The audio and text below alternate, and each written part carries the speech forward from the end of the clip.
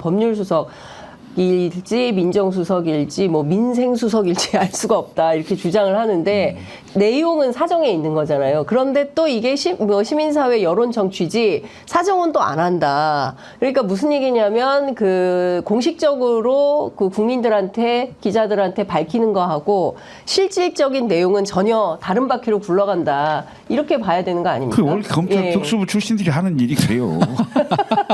말하는 걸 다 믿으면 안 돼. 그렇죠? 예. 아니, 그러면 고지고대로 믿으면 기획이 다 숨어 있잖아. 기획이 다 숨어 있는 거예요. 그러니까 중요한 것은 민정수석이 됐든 법률수석이 됐든 누가 됐든 오든지 간에 그분이 사실상 검찰을 통제할 거다. 아니, 그러니까 통제하면서 그럼 이 수사는 어디로 갈까요? 아니, 그러니까 수석이 누가 오냐 보자고요. 당연히 검사 출신이 오겠죠. 김주현 전 차관이 온다는 거 아니에요? 아니, 그 검사 출신 아니에요? 검찰 출신이죠. 아니, 그러니까요. 그러면 사실상 대통령의 그 비서진이 검찰을 직접 관할하려고 하는 의도가 있는 거죠. 더군다나 100명씩이나 그 수석실에 근무를 하게 한다는 거 아니에요? 그럼 과거에 전두환 때 있었던 사정수석, 그다음에 그 이후에 있었던 민정수석, 이걸 다 합쳐놓은 게 법률수석이 되는 거예요. 완전 왕수석이 될 겁니다. 그 대통령실에 뭐 진보 진영이든 보수 진영이든 대통령실에서 자리를 갖는다는 건요 한 명만 가져도 통제하려고 그래요. 그걸 어떻게 고지고대로 믿습니까? 그거는 말이 안 되는 거고. 그 다음에 저는 이제 윤석열 대통령이 제가 봤을 때 살 길은 결국은 모든 걸 검찰 수사나 모든 걸 떠나서 결국 특검을 받는 게 살 길이에요. 본인이 최수근 상병, 다른 사람들은 최수근 상병 사건과 관련해서 전문가들이나 뭐 정치인들이 하는 얘기는 최수근 상병 사건을 받으면, 특검을 받게 되면, 거부권을 행사하지 않게 되면 혹은 재부위가 들어온다면, 재의결이 된다면 탄핵으로 간다. 아니에요. 저는 생각이 달라요. 특검이잖아요. 어쨌든 수사가 됐고 형사소추 사안이에요. 그래서 이거는 윤석열 대통령은 살 수 있는 거예요. 그러다 보니까 이제 조선 동아에서 결국은 특검을 받아라는 뉘앙스의 사설들이 나오고 주장들이 나오는 거거든요. 그래서 그거는 대통령실 뭐 예를 들어서 이시원 선에서 자를 수 있단 말이에요. 비서실장 누구 선에서 자를 수가 있어요. 하지만 이거 특검을 거부권 행사를 하고 재의결이 됐어. 그러면 탄핵으로 가는 거예요.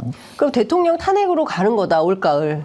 아니 그럴 수밖에 없죠. 뭐냐면 지금은 형사적인 책임을 면하기 위해서 특검에 대한 거부권을 행사하는 거 아니에요. 그러면 정치적인 책임은 어떻게 할 거냐고요. 대통령은 헌법상의 정치적인 책임을 지게 돼 있는 거예요. 형사적인 책임이 아니라. 그러면 특검을 거부하고 뭐 이게 잘 안 됐어. 그렇게 되면 정치적인 책임인 거고, 정치적인 책임은 특검이에요.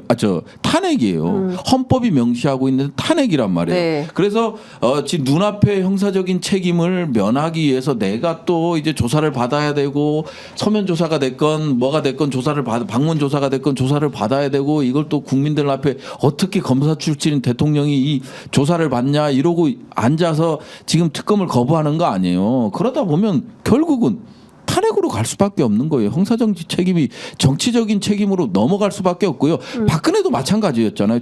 처음에는 특검을 거부하다가 나중에는 이제 탄핵으로 갈 것 같으니까 특검 받겠다. 그다음에 연립내가 구성하겠다. 이런 안들을 계속 던졌던 거 아니에요. 맞아요. 그러다 보니까 이제 결국은 민심이 폭발했고 탄핵으로 간 거예요. 그래서 특검을 거부하는 순간 윤석열 대통령의 임기는 단축될 수밖에 없다. 자, 그러면 우리가 이제 조금 모아봅시다. 첫 번째는 이제 김건희 여사 문제로 시작을 했어요. 김건희 특검이 걸려 있는 와중에 이제 이원석 총장이 명품백 관련해서 신속하게 조사해라라는 명령을 이제야 내리는 것이고, 그리고 말씀해 주신 대로 최혜병 특검법이 지난주에 통과가 됐습니다. 그러면 이것은 대통령으로 넘어갔는데 거부권 행사를 할 거냐 말 거냐, 이게 굉장히 이제 중요한 문제가 됐고, 세 번째는 조국혁신당에서 주장하는 한동훈 특검법을 1호 법안, 그러니까 3명이 일종의 특검 3종 세트가 된 거예요. 이 특검 3종 세트를 과연 어떻게 할 거냐. 이게 이번 22대 국회 전반기에 굉장히 중요한 핵심 의제가 될 것 같고, 세 가지를 동시에 돌릴 수 있을까요? 새 특검을? 아니, 한동훈 특검은 좀 뜬금없고 그건 핵심을 벗어난 거죠. 그러니까 조국 그 장관이 왜 나만 당해야 되냐 뭐 이런 게 있을 수 있어서, 좀 평시 같으면 뭐 이슈가 되고 당연히 해야 될 거겠죠. 근데 지금은 집중해서 대통령 관련으로 해야 된다고 저는 보여지거든요. 네. 그 괜히 무슨 뭐 분산하면 안 된다. 힘 뺄 일이 뭐 있어요. 네. 지금 하나 그 넘어뜨려야 한 점 돌파거든요. 예. 그러니까 윤석열 대통령, 김건희 여사 이 두 부부에 대한 걸로 집중해야 되는 상황이에요. 지금. 지금 정세는. 예. 거기다 이제 거기에 관련돼 있는 게 결국 최수근 상병 특검도 결국 대통령 권력 최고 권력자가 그 관련돼 있다는 의혹이 있기 때문에 네. 같이 연관돼 있는 거잖아요. 그러니까 이 김건희 특검과 최상병 특검은 거의 동일 사안으로 보여지고 네. 거기에 집중해서 때려야 네. 국민들에게 전달이 정확히 되는 거지. 예. 물론 난 조국 뭐 대표가 하는 얘기 한동훈 뭐 전 두둔할 이유도 없고 뭐 네. 두둔했어도 안 되는 얘기지만 예. 지금 그건 격가지예요, 격가지. 예, 그러니까 그걸 격상시켜서 세계를 같이 동렬에 놓는다는 것은 얘기가 안 되는 거고. 예, 예. 그래서 최수근 상병 특검이 지금 이미 제일 통과가 중요하다. 예. 통과가 됐기 때문에 이걸 어떻게 하면 재의결을 하는.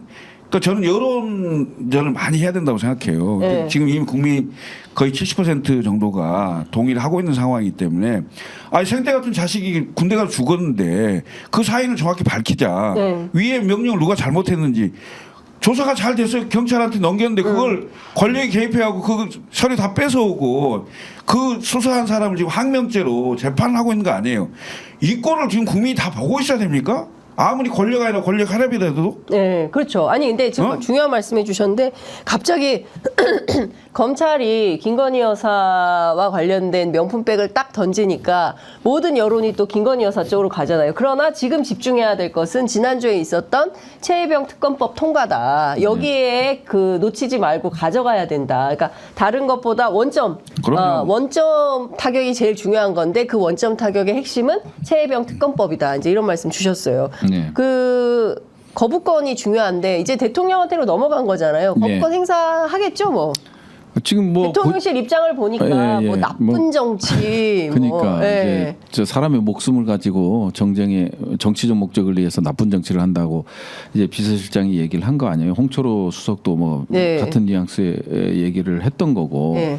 근데 실질적으로 봤을 때는 이게 그 최상병 특검이라는 거는 민생이에요. 저는 항상 얘기하고 싶은 게 최상병 특검은 민생이에요. 이게 네.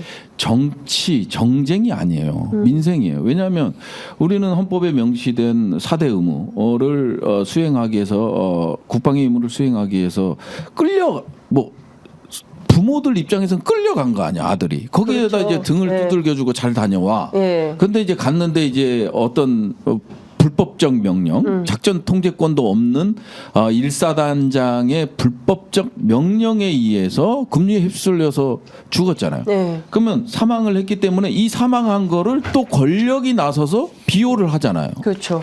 그러면 부모 입장에서는 어떻게 했냐고요. 그다음에 군대에 앞으로 보내 그리고 군대를 보낸 부모들의 입장은 어떻겠냐고요. 그 삶 자체가 무너지는 거잖아요. 불안하고. 그러니까 민생이라는 거예요. 이건 민생 법안이다. 네. 특검법 자체가 민생. 그러니까 생각의 전환이 필요하다. 이 왜 최수근 상병 건이 정쟁이고 말이야. 정치적인 대결을 부추기는 거냐. 결국은 다 의무를 수행하기 위해서 가서 한 건데. 그래서 한 가정을 아예 민생 자체를 폭파시켰잖아요. 폭파시켰는데 그것도 권력이 개입해서 폭파시켰고. 근데 이제 보면 이번에 조사 과정에서 보면 느끼는 건 뭐냐면 처음에는 입이 잘 맞았어요. 네. 뭐 항명 뭐 집단 항명 수괴죄부터 시작해서 나중에 항명죄로 낮춰지고 할 때는 입이 착착 맞아서 잘 돌아갔어. 네. 지금 보세요. 이종섭 장관은 뭐라고 하냐면 난 뭐 그 이첩해온 거 회수한 거를 뭐 네. 갔다 와서 알았다. 부터 시작해서 네. 유재훈이 그 검토하는 대로 난 했을 뿐이다. 막 네. 이런 식으로 얘기를 하잖아요. 네. 그러면 유재훈 법무관리관은 당연히 장관 지시를 받고 했는데 그러면 자기 살 생각을 안 하겠어요? 이게 그 공동의 어떤 혐의자들이 다 와해되고 있는 거예요. 그렇죠. 지금 김계환 사령관도 마찬가지잖아요. 14시간 조사받는데 거기서 변호인도 없이 갔어. 그 얘기는 뭐냐? 저는 근데 어떻게 변호인도 없이 가요, 사령관? 이게 보면요. 네. 제가 조사를 많이 받아봤잖아요. 네. 항상 아니 이번 책 한 권으로 그 사람 이게요 말 한 번 잘못하잖아요. 큰일 나는데? 그다음에 진술서를 읽을 때 정말 공들여서 신경 쓰고 읽거든요. 네. 내가 혹시나 어투 하나가 잘못될 수 있기 때문에 그 정도로 민감한 거예요. 내가 네. 진술 잘못하는 순간 완전히 네, 날아가는 그렇죠. 거거든요. 근데 변호인을 대동하지 않고 갔다? 그럼 뭐겠어요?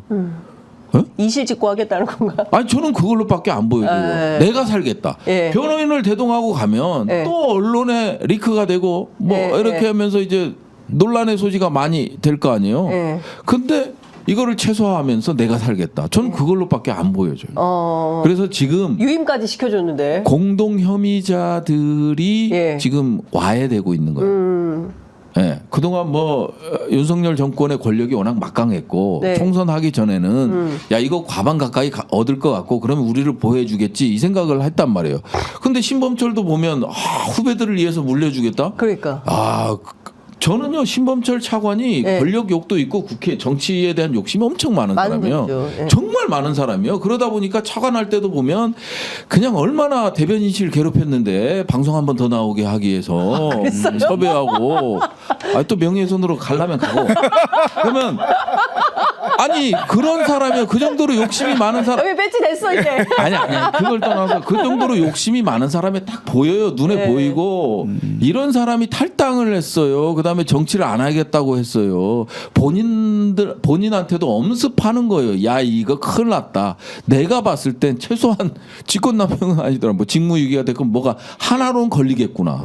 그러면 내가 살방령을 강구해야 되는 거예요. 그러면 저쪽을 잘라내야 돼. 잘라내야 되는 거예요. 관계를 정리하고 내가 살 길을 도모해야 되는 거예요.